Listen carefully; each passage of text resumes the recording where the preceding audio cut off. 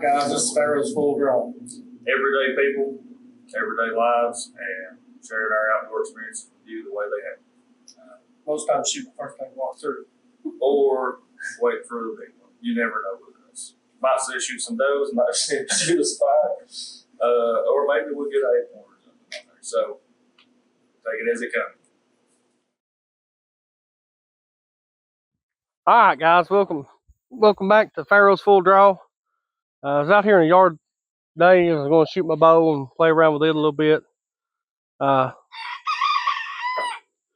of crossed my mind that I hadn't done a safety video about hunting as far as safety goes.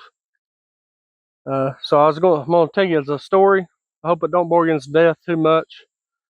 About 10 years ago,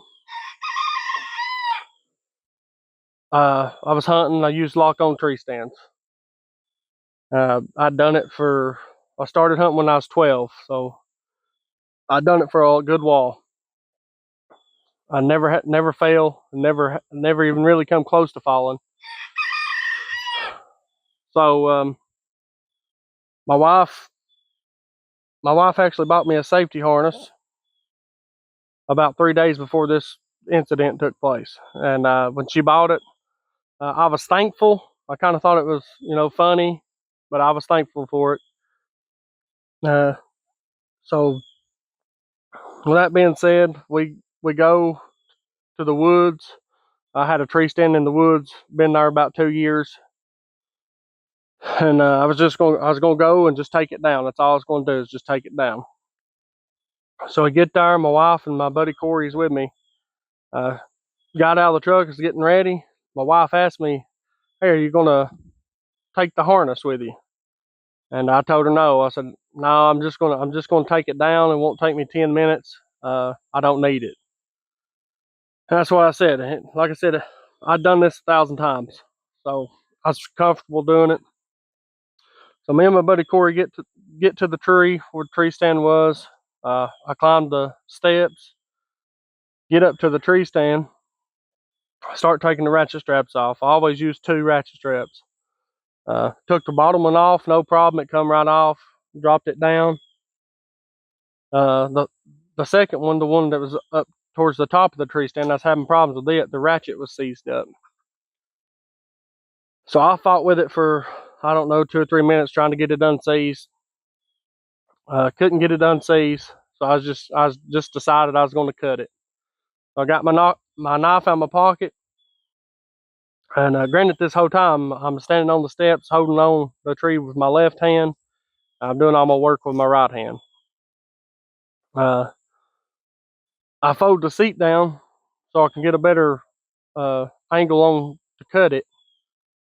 And when I folded the seat down, there was a striped wasper nest they had built between the seat and the tree. The seat folded up against the tree. When I pulled it down, the wasper started flying. That's hitting me in the face and the arms. They wasn't stinging me. They was just hitting me. And I panicked. When I panicked, I let go of the tree, and I fell backwards 20 feet, roughly 20 feet. It might have been a little bit higher than 20 feet. But fell backwards 20 feet. Knocked the breath out of me. We had actually cut a few limbs next to the ground where the tree stand was. Fell beside them. They didn't stick me or anything like that. Come close to, but they didn't. It hurt.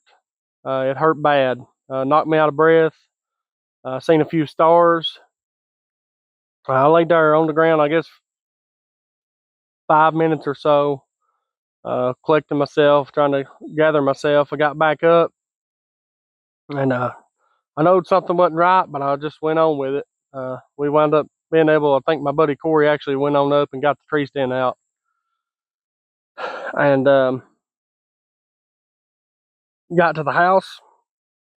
I was down for 2 or 3 days, pretty sore, hurt pretty bad.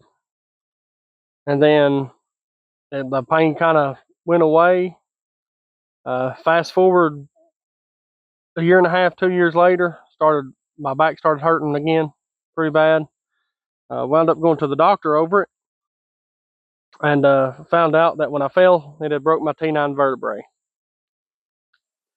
Now, luckily, me not going to the doctor, luckily that my T9 vertebrae it actually growed back the way it was supposed to.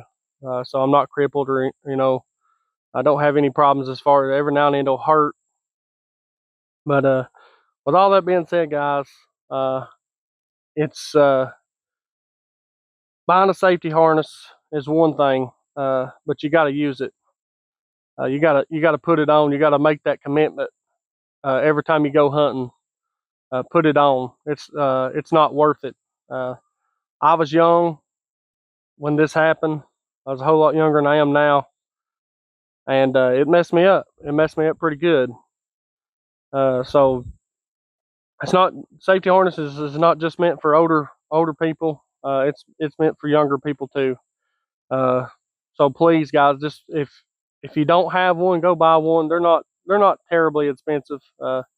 You can get some that are, but you can find some cheaper ones that'll still do the job. Um, it's something that could save your life, and that's how you got to look at it. Is it would be bad to go to the woods and try to enjoy your time in the woods and never come back home. And we all got families, and that would be devastating to a family. So guys, just wear your harnesses. Check your straps.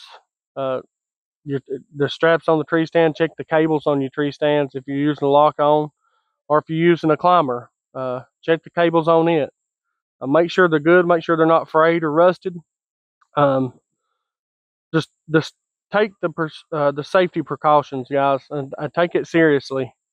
Because 20 feet, that's plenty enough to kill you. I'm sure there's been people die over way less than that. So it's something now that I definitely do. I try to do it every single time.